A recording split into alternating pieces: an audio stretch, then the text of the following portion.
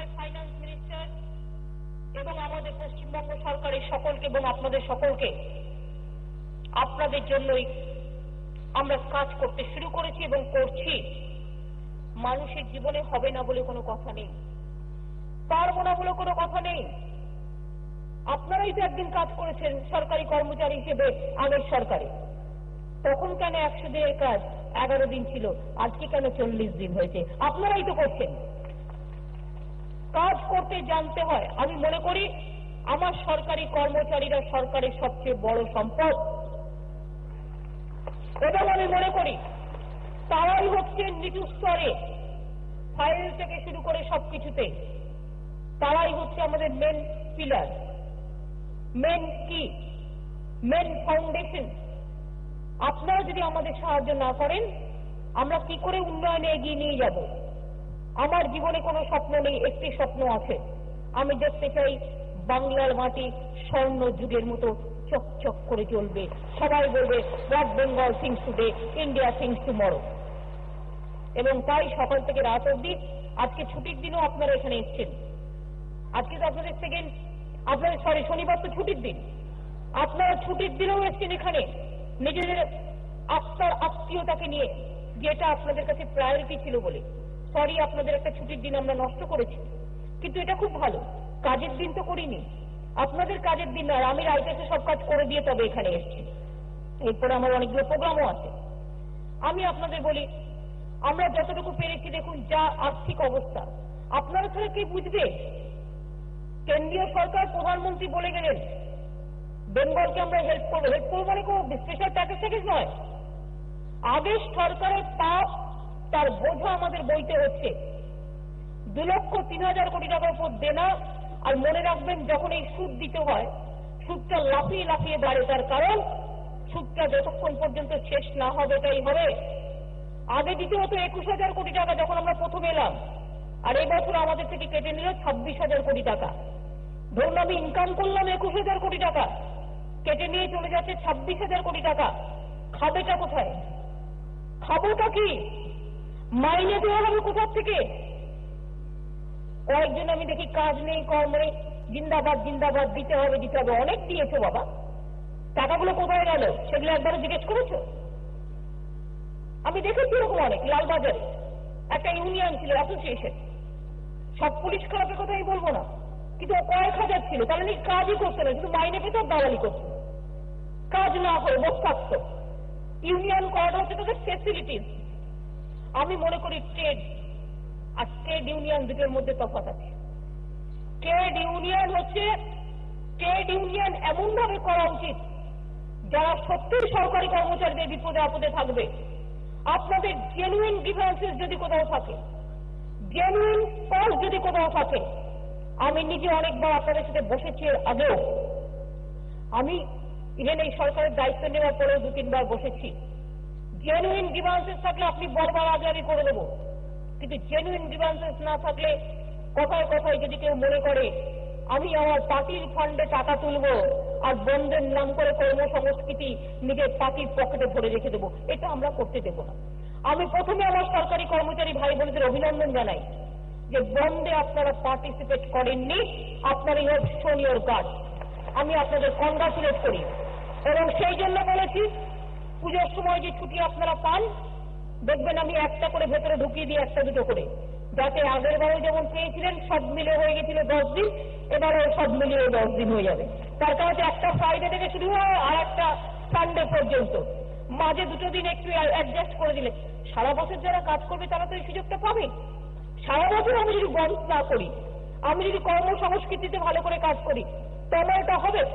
আমি মনে করি আপনারা ভালো করে কাজ করুন। আমরা এরিয়ারের টাকা, হাফ অফ দ্য ইয়ারের টাকা আমরা দিয়েছি, যতটা সম্ভব দিতে পেরেছি। আমার কাছে এমন হয়, অমিতদা কোনোদিন কেঁদে কেঁদে এসে বলে, প্রায় কাঁচুমাচু মুখ করে, আমি বলি অমিতদা শরীর খারাপ না মনটা খারাপ মনে হচ্ছে? বলছি না, ভাবছি যদি টাই ব্যাচে মাইনেটা না দিতে পারি। আমি বলে আসুন আমরা কিছু করি, আমরা অনেক কাজ করেছি, আমরা বসে থাকার লোক নয়, আপনাদের জন্যই করতে পেরেছি। আপনারা গর্বিত বোধ করবেন, আমরা এই বছরে 10,000 কোটি টাকা ইনকাম বেশি করেছি, এত সুদ থাকা সত্ত্বেও। এবং যেই 10,000 কোটি টাকা ইনকাম বেশি করলাম, 21,000 কোটি টাকা থেকে 26,000 কোটি টাকা কেটে নিয়ে পালিয়ে গেল। বুঝুন যে আমাদের বলবে যে তোমাদের কতটা দিতে পারবে বলো, তা না। রিজার্ভ ব্যাংকে নিয়ম করে দিয়েছে মাসের 1 তারিখে কেটে নিয়ে চলে যাচ্ছে। কার টাকা কে করে নিয়ে চলে যাচ্ছে বুঝুন। একটা রাজ্য কি করে চলবে এদের কোনো চিন্তা নেই। চুরি করলো কে, ডাকাতি করলো কে, অপরাধ করলো কে, আর পাপের বোঝা বইবে কে? মহর্ষি বাল্মীকির পাপের বোঝা কেউ বয়েছিল? বাল্মীকিকে লক্ষ লক্ষ বার রাম নাম জপ করতে হয়েছিল। তো সিপিএম এই পাপের বোঝা আমরা কেন বহন করব? আমরা পরিষ্কার কেন্দ্রীয় সরকারকে বলছি, আমরা আবেদন করে বলছি যে আপনারা সিদ্ধান্ত নিন।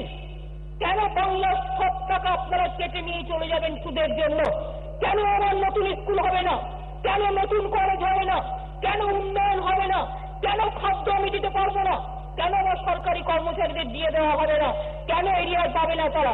কেন তাদের সাহায্য করা হবে না? আপনাদের এর জন্য তুলতে হবে আওয়াজ। আমি আপনাদের সহযোগিতা চাই। আজকে আমি আপনাদের অভিনন্দন জানাই এবং আগামী দিনেও ওয়াক্ফ কালচারটা ঠিক রাখুন। মানুষ কত ভালোবাসে। হঠাৎ একটা না জেনে ছুটতে শুরু করে দিয়েছে, এই তো পরিষেবা হবে। পরিষেবা হবে তোমার কি? তুমি ভালো কাজ করলে তোমার চিন্তা কেন? পরিষেবাটা কি? সে তো আপনি এমনিতেই দেন। পরিষেবা মানে তো ওই সুব্রতা বলছিল না, হ্যাঁ আপনি আপনার অফ টাইমে ক্যারাম খুলেন। কে বারণ করেছে? কাজের সময় কাজ করবো না, বসে বসে ক্যারাম খেলবো, এর জন্য তো আপনি সরকারি কাজ করেন না। আপনি জানেন আপনি লাঞ্চের টাইমে খেলুন, আপনার ছুটির টাইমে খেলুন। কে বারণ করেছে? আপনার জীবনে আপনার জীবনে রিল্যাক্সেশন দরকার আছে, তার জন্য সিস্টেম আছে, তার জন্য সিস্টেম আছে। শনিবার দিনটাও তো আমাদের কাজ করতে হয়, কেন করি? রোববার দিনটাও তো কাজ করতে হয়, কেন করি? কারণ একটাই, এই জায়গাটা থেকে চলবার জন্য। এবং আমি আপনাদের আবার বলি, ভালো করে কাজ করলে আমাদের মাটি মানুষের সরকার ইনসেন্টিভ সরকারি কর্মচারীদের দেবে, যারা যত বেশি ফাইল ক্লিয়ার করবে, যত বেশি কাজ করবে। পরিষেবা দিলে কোনো প্রবলেম নেই। কেন এই বিলটা আনা হচ্ছে জানেন? একটু একটু আপনাদের বোঝাই, দু একটা কথা বলি। কেউ কেউ কি করছে, ধরুন জনগণ যাচ্ছে ওষুধ কিনতে, ধরুন হসপিটালে গেল, একটা কমরেড বসে আছে, সে তো ভুলে গেছে সে ওখানে একটা সেবা দিতে বসে আছে। সে কমরেড বলছে ওষুধ নেই, ওষুধ আছে কিন্তু বলছে ওষুধ নেই। কি করে ওষুধ থাকবে? এই সরকারকে নিয়ে এসছেন, ফেলে দিন, তারপরে ওষুধ পাবেন। তার কাজ নাকি ওইটা। সেই জন্যই পরিষেবা দেওয়ার প্রয়োজন আছে এই লোকগুলোর জন্য, এটা মাথায় রাখবেন। কোন একজন ট্রাফিক পুলিশ যদি বলে সবাই খারাপ না, একজন দুজন কমপ্লেন আমার কাছে এসছে, আমি ক্রস চেক না করে কিছু করি না, কিন্তু আমি এসব দিকে খুব টাফ। বলছে আপনার এক্ষুনি 4,000 টাকা জরিমানা দিন। সে তার স্ত্রীকে নিয়ে বাচ্চাকে নিয়ে যাচ্ছে কোনো একটা, দেখুন বাজে ভাবে গাড়ি চালালে অ্যাক্সিডেন্ট থেকে বাচ্চাদের গভর্নমেন্টে কিছু নিয়ম আছে, নিশ্চয়ই করতে হবে, কিন্তু ডেলিভারিটা টু মেলাইন দ্য গভর্নমেন্ট। একজনকে বলছে এই সরকারকে কেন এনেছেন, টাকা তো আপনাকে দিতে হবে। তারপর they are the Congress direct, they are the CPM party cadre, তাদের চাকরিটিও এইভাবে করে রেখে দিয়েছে। আমরা এই কালেকশনগুলো করছি, জল ধরো ধরুন, গরিব লোকেরা পুকুর কাটছে, এতে আমার চাষবাস ভালো হবে, মাছের চাষ হবে, ইনকাম হবে।